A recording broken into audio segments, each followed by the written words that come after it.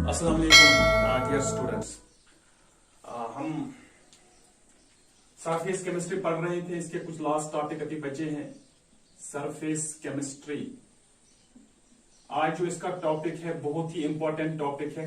हर साल आपको एग्जामिनेशन में चाहे वो कॉम्पिटिटिव एग्जाम हो चाहे वो बोर्ड का एग्जाम हो, इसमें से कुछ ना कुछ जरूर पेपर में मिलेगा आपको। आज का जो हमारा टॉपिक है that is coagulation of colloidal solutions. देख लीजिए, कोलाइडल सॉल्यूशंस तो आपको पता ही है। कोलाइड्स के बारे में हम पिछले कई दिनों से पढ़ रहे हैं। It's made up of dispersion face particles and dispersion medium particles, जिनका रेंज होता है 10⁻³ to 10⁵ पाइकोमीटर्स। ठीक है, ये तो पता है हमको, बहुत टाइम से पढ़ रहे हैं हम। आज क्या करना है हमें इस कोलाइडल सॉल्यूशन की कोगुलेशन करनी है, या आप इसको बोल सकते हो प्रेसिपिटेशन करनी है। क्या करनी है? प्रेसिपिटेशन। ठीक है, इससे पहले हमने क्या पढ़ा है? अब तक हमने ये पढ़ा है कि जो ये पार्टिकल्स होते हैं डिस्पर्सिव फेस के पार्टिकल्स, ठीक है, ये डिस्पर्सिव फेस के पार्टिकल्स, इनको स्टेबल करने के लिए हमें लिटिल अमाउंट ऑफ इलेक्ट्रोलाइट इस पे ऐड करना पड़ता है। ठीक है, क्यों कर रही हो इलेक्ट्रोलाइट ऐड? ताकि जो ये पार्टिकल्स है आपके, इन पार्टिकल्स पे कोई चार्ज आ जाए, या तो पॉजिटिव चार्ज या तो नेगेटिव चार्ज। ठीक, जब एक सेम चार्ज होनी चाहिए। अगर दोनों पे पॉजिटिव हो सकती है, दोनों पे नेगेटिव हो सकती है। फॉर एग्जांपल इन पे पॉजिटिव चार्ज है। जब इन पे पॉजिटिव चार्ज है तो ये आपस में क्या करेंगे? ये आपस में रिपल करेंगे। जब ये आपस में रिपल करेंगे तो ये क्लोज नहीं आएंगे और कुलीज नहीं होंगे। कुलीज मीन्स एक जगह जमा नहीं होंगे, जिसको आप कोगुलेशन बोलते हो। That means to prevent coagulation colloidal particles we have to add little amount of electrolyte। अगर, लेकिन दूसरी बात यहां पे है, अगर आप ये इलेक्ट्रोलाइट इस वक्त ऐड कर रहे हो बट इन एक्सेस, आप इलेक्ट्रोलाइट को ऐड कर रहे हो इन एक्सेस। ठीक, इन पे क्या? इन पे तो चार्ज है ही ऑलरेडी, या तो पॉजिटिव चार्ज होगी या तो नेगेटिव चार्ज होगी। In excess electrolyte, these dispersive phase particles will take opposite charge. ये बात याद रखिएगा यहां पे। पहले तो हम लिटिल अमाउंट ऑफ इलेक्ट्रोलाइट यहां से ही ऐड कर रहे थे ताकि इनमें स्टेबिलिटी आ जाए, क्योंकि हमने पढ़ा था दे प्रेफरेंशियली एब्सॉर्बस कॉमन आयन्स, जो इनको कॉमन आयन्स हो। फॉर एग्जांपल अगर आपने बोला था कि FeOH होल थ्राइस, ये एक पॉजिटिव कोलाइड है। क्यों? क्योंकि ये आपस अपने आप पे Fe positive charge ion absorb करता था, तो इस सब की चार्ज क्या आ गई? अब पॉजिटिव चार्ज। लेकिन अगर आप इलेक्ट्रोलाइट इसमें आप ऐड करोगे कोई दूसरा सा एक्सेस अमाउंट में, उस वक्त ये जो यहां पे कोलाइड है, it will take opposite charge. It will take what? Opposite charged ions. ये अपोजिट चार्जड आयन्स को अपने ऊपर एब्सॉर्ब करेगा। ठीक है, that means this is positive charge. ये कौन सा आयन आप अपने ऊपर ले लेगा? फॉर एग्जांपल अगर यहां पे मैग्नीशियम सल्फेट आपने इलेक्ट्रोलाइट यूज की है, magnesium 2 positive sulphate 2 ions 2 negative, it will absorb here what? It will absorb sulphate here. इससे क्या हो जाएगा? अगर आप इलेक्ट्रोलाइट एक्सेस में लेते हो, क्या हो जाएगा? इससे ये हो सकता है कि जो आपके ये पार्टिकल्स है डिस्पर्सन फेस के, ये पार्टिकल्स न्यूट्रल बन जाएंगे। क्या बन जाएंगे? न्यूट्रल। अच्छे से बात समझिएगा, यहां पे मैं बोल रहा हूं कि पहले तो हम यहां से ही इलेक्ट्रोलाइट ऐड कर रहे थे स्मॉल अमाउंट्स। क्यों ऐड कर रहे थे? ताकि ये जो हमारा कोलाइड है ये स्टेबल हो जाए। स्टेबल क्यों करा रहे थे आप इसको? क्योंकि अगर ये न्यूट्रल होते तो आपस में मिक्स होके एक बड़ा पार्टिकल बनाते, सस्पेंशन बन जाता। क्या बन जाता आपका? सस्पेंशन। इनको कुलीज होने से बचाने के लिए इन पे एक पर्टिकुलर चार्ज इंपोर्ट करनी थी, या तो वो चार्ज पॉजिटिव होनी चाहिए थी या नेगेटिव। इसलिए आप स्मॉल इलेक्ट्रोलाइट इस पे ऐड कर रहे थे। लेकिन जब आप इलेक्ट्रोलाइट इन एक्सेस इस पे करोगे, that time it will take opposite charge and opposite charge की वजह से, for example this is the colloidal particle, अब इसने यहां से अपोजिट नेगेटिव चार्ज ले ली, ये बन गया न्यूट्रल। क्या बन गया? न्यूट्रल। अब ये पार्टिकल भी न्यूट्रल है, दूसरा पार्टिकल भी न्यूट्रल है, सारे पार्टिकल्स क्या बन गए? Neutral. They will get added to one another, that means they will form precipitate, they will form what? They will form precipitate। इसको आप बोलते हो कि आपका जो कोलाइडल सोल था या कोलाइडल सॉल्यूशन था, इसमें हो गई है कोगुलेशन, या इसको आप फ्लोकुलेशन बोल सकते हो। क्या बोल सकते हो? फ्लोकुलेशन। ठीक है, अब क्या है कोगुलेशन? कोगुलेशन अगर हम यहां पे इसका डेफिनेशन लिखने की कोशिश करेंगे कि कोगुलेशन है क्या, आप लिखोगे it is the phenomena of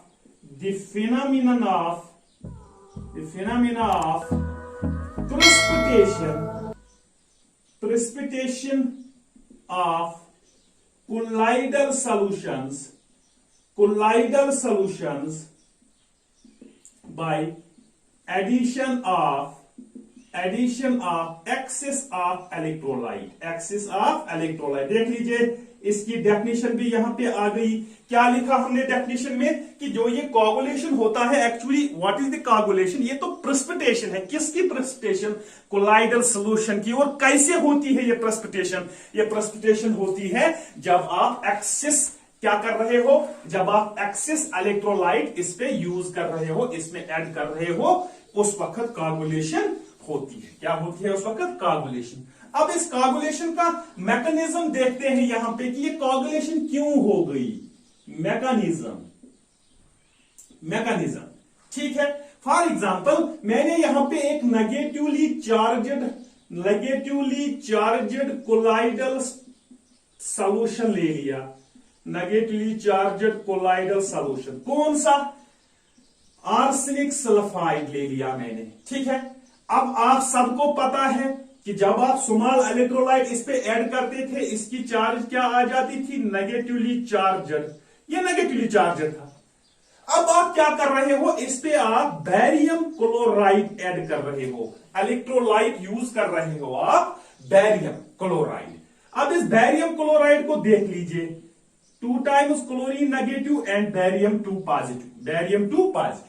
जैसे ही आप इस नेगेटिव सॉल्ट को इसके साथ मिक्स कर रहे हो, ये बैरियम को अपने ऊपर एब्जॉर्ब करेगा। क्या करेगा काम? यहां पे किस चार्ज को ये लेगा? क्योंकि इस पे नेगेटिव चार्ज है, it will take positive charge.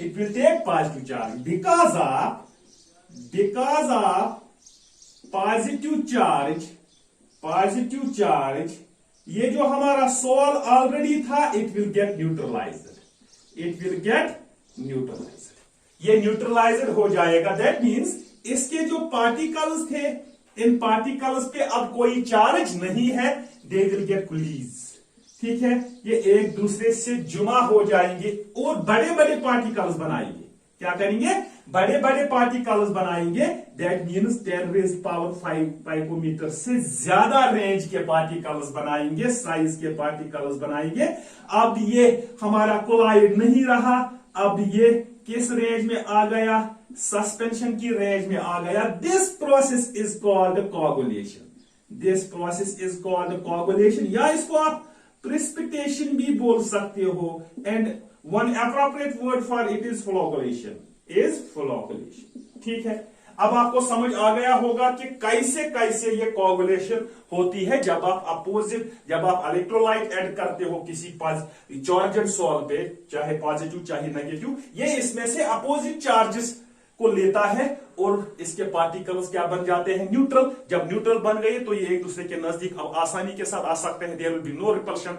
बड़े मॉलिक्यूल्स बनाते हैं और बड़े molecules that means they come out of colloidal range और किस में चले जाते हैं? सस्पेंशन में चले जाते हैं। इस प्रोसेस को आप बोलते हो इट इज द कोगुलेशन। अब है क्या coagulation? Coagulation is the phenomena of precipitation of colloidal particles, और you can say colloidal solutions. मगर किससे हुआ? By addition of excess of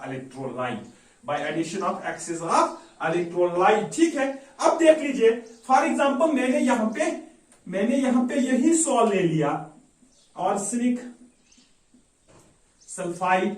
अब मैं इसको कोगुलेट करने की कोशिश कर रहा हूं। फॉर एग्जांपल मैं इसको कोगुलेट करने की कोशिश कर रहा हूं।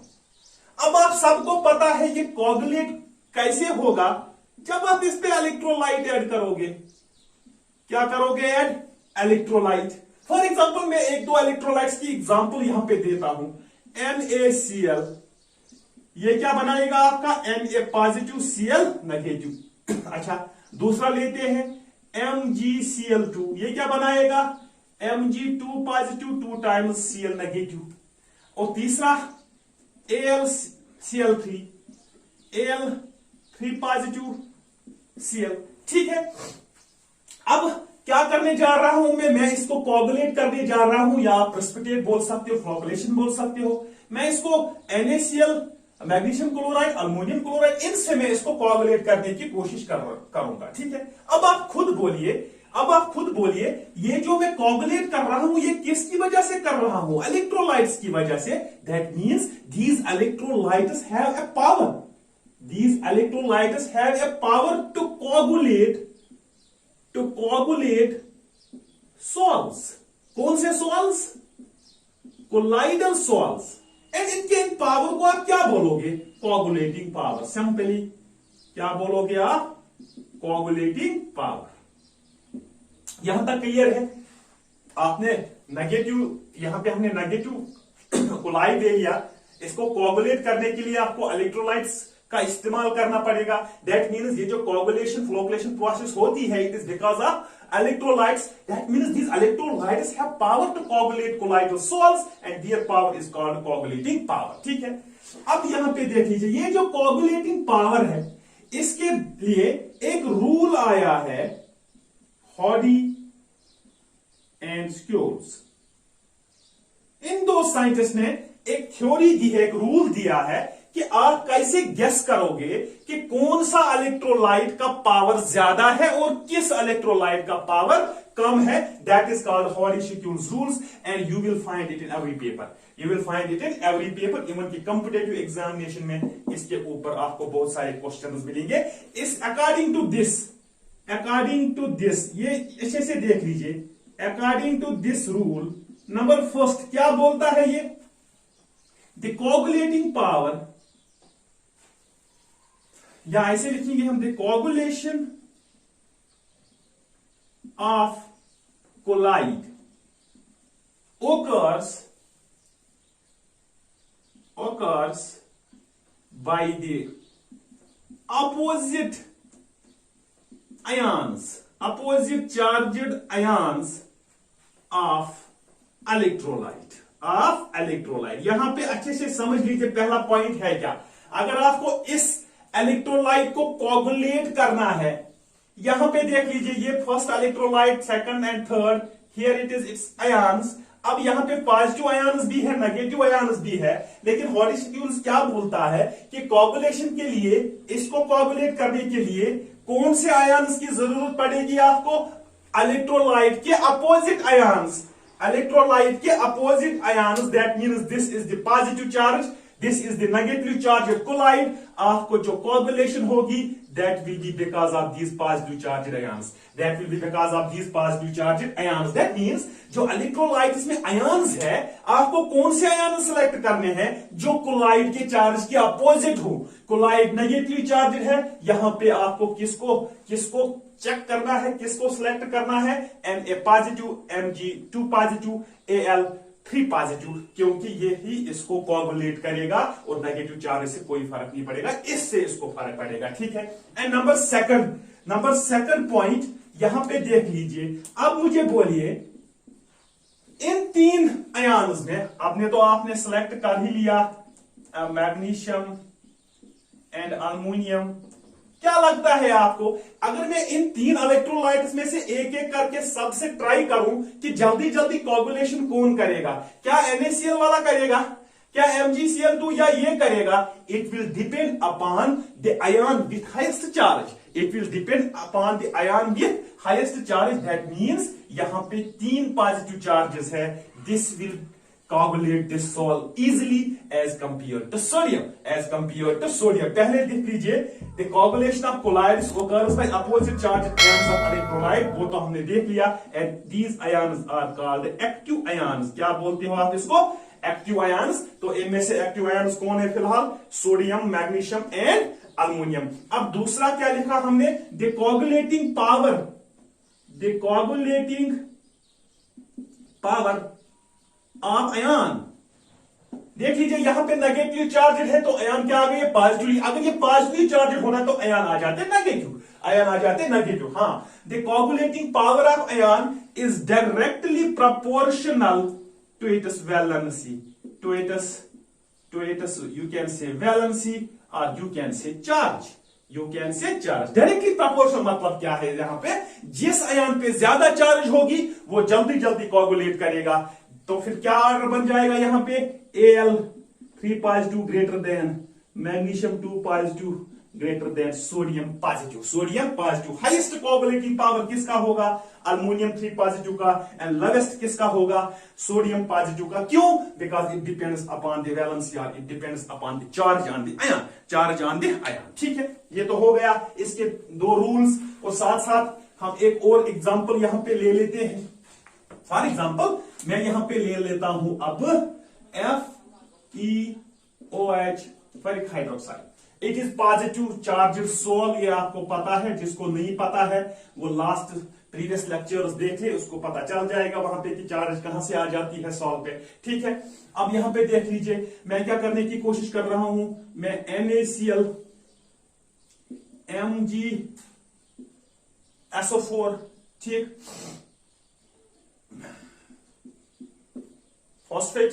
अब यहां पे देख लीजिए, यहां पे आ गया हमारा फॉस्फेट, यहां पे आ गया सल्फेट, यहां पे आ गया क्लोरीन। अब इस पॉजिटिव को आपको नहीं करना है कुछ, क्यों नहीं करना है पॉजिटिव को, क्योंकि आपका जो सोल है that is positively charge, the active ions will be negatively charge. क्यों लिखा है यहां पे, the coagulation of colloids occurs by opposite ions. यहां पे अपोजिट था पॉजिटिव, यहां पे अपोजिट क्या है, नेगेटिव। अब मुझे बोलिए एक दूसरा रूल क्या है हमारा, coagulation power depends upon the charge, that means PO4 negative, it will cause coagulation of this sol quickly as compare to this and as compare to this. ठीक है, ठीक है, क्या पढ़ लिया अब तक हमने कि कोगुलेशन क्या होता है, कोगुलेशन कैसे होती है, एंड ये रूल्स हॉलीशॉकिंस रूल्स हमने देख लिए।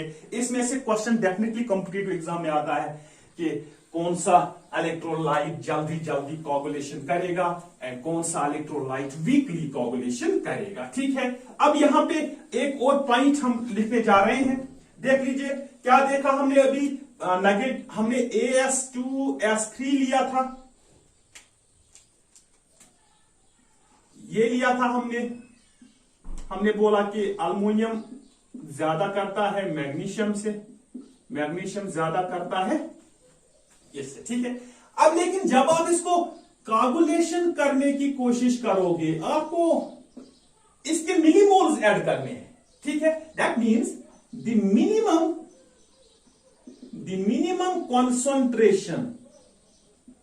Minimum concentration of electrolyte, electrolyte को ऐड करना है in order to required to cause coagulation of colloid is called, it is flocculation value। ये आप यहां पे ध्यान दीजिए, ये लास्ट पॉइंट है इसमें कि आपको देख लीजिए ये जो आप इलेक्ट्रोलाइट लेते हो ये आपको मिलीमोल्स पर लीटर लेना है। अब आपको देखना है कि किस इलेक्ट्रोलाइट के कितने मिलीमोल्स आपको जरूरत पड़ेंगे कोगुलेशन करने के लिए, जरूरत पड़ेंगे कोगुलेशन करने के लिए। फॉर एग्जांपल NaCl, इसमें जो एक्टिव आयन है that is Na positive, MgCl2 active ion क्या है ये, एंड AlCl3 एक्टिव आयन क्या है दिस। अब देख लीजिए ये भी ऐड करना है, ये भी ऐड करना है, ये भी ऐड करना है। अब किसके कितने मिलीमोल्स लगेंगे आपको इसको कोगुलेट करने के लिए। ठीक है, इसके लगते हैं 50 मिलीमोल्स, इसके लगते हैं 0.7 एंड इसके लगते हैं 0.093 मिलीमोल्स। अब आप खुद चेक कर सकते हो कि ये जो अल्युमिनियम क्लोराइड या अल्युमिनियम 3 पॉजिटिव है ये जल्दी जल्दी इसको कोगुलेट करता है, because here there is minimum volume of this needed, कितना 0.93, it is called flocculation value.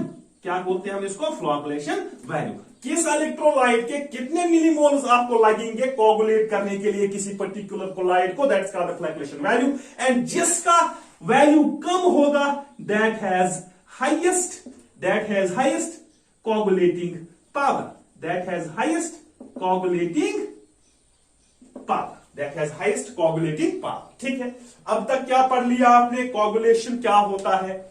हमने बोला कि अपोजिट चार्ज आयन्स को लेते हैं, न्यूट्रलाइज होते हैं, पार्टिकल्स रिलीज होते हैं, सस्पेंशन में चले जाते हैं, इसको आप बोलते हो कोगुलेशन। अब हमने देखा कि कौन सा इलेक्ट्रोलाइट कितना कोगुलेशन पावर है, इट डिपेंड्स अपॉन फर्स्ट आपको देखना पड़ेगा कि एक्टिव आयन कौन सा है, एंड नंबर सेकंड आपको देखना पड़ेगा कि किस पे ज्यादा चार्ज है, वेदर पॉजिटिव और negative, depending upon the type of colloid, तो उसका कोगुलेटिंग पावर ज्यादा होगा। यहां तीसरा हमने देखा कोगुलेटिंग वैल्यू, फ्लक्चुएशन वैल्यू, कि आपको कितने मिलीमोल चाहिए पर्टिकुलर इलेक्ट्रोलाइट को, एक पर्टिकुलर कोलाइड को कोगुलेट करने के लिए, दैट्स फ्लक्चुएशन वैल्यू। जिसका कम होगा उसका कोगुलेशन ज्यादा है, ठीक है। अदर मेथड्स ऑफ कोगुलेशन देख लीजिए। इलेक्ट्रोलाइट ऐड करने के बगैर और भी कुछ मेथड्स है जिनसे आप कोलाइड्स को कोगुलेट कर सकते हो। देख लीजिए कैसे, बाय म्यूचुअल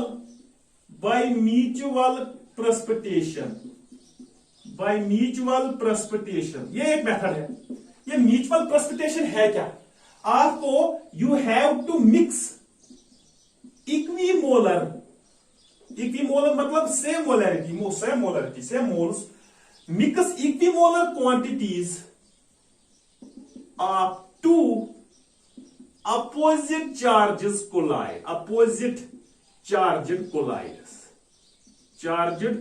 देख लीजिए मैं क्या बोल रहा हूं, म्यूचुअल प्रेसिपिटेशन।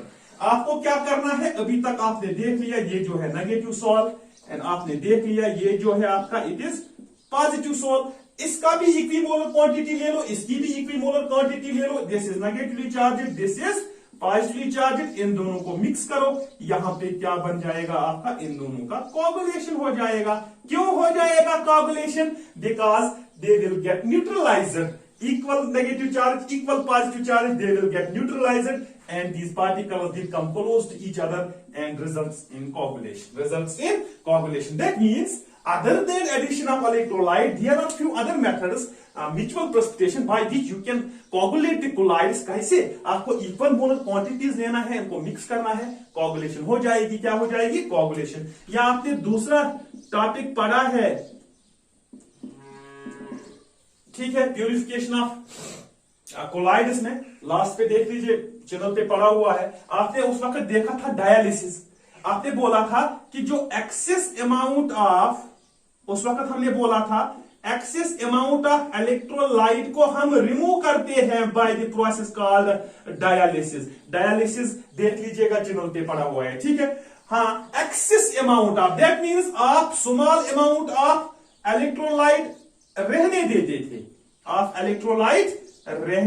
लेकिन अगर आप यही डायलिसिस प्रोलॉन्ग्ड करोगे फॉर बिगर टाइम, ये स्मॉल अमाउंट भी क्या हो जाएगी, रिमूव। अब कोई इलेक्ट्रोलाइट रहा ही नहीं, neutral molecules will come together and there will become coagulation, there will occur coagulation. These are some other methods by which you can coagulate the colloids. This was all about coagulation of colloids, you can say flocculation of colloids। जिसने अभी मेरे channel को subscribe नहीं किया है वो subscribe कीजिए, bell icon को प्रेस कीजिए ताकि आपके पास रेगुलर नोटिफिकेशन आ जाए। एंड कल नेक्स्ट लेक्चर जो हमारा होगा दैट विल बी एमल्जन्स, एंड उसके बाद खत्म हो जाएगा।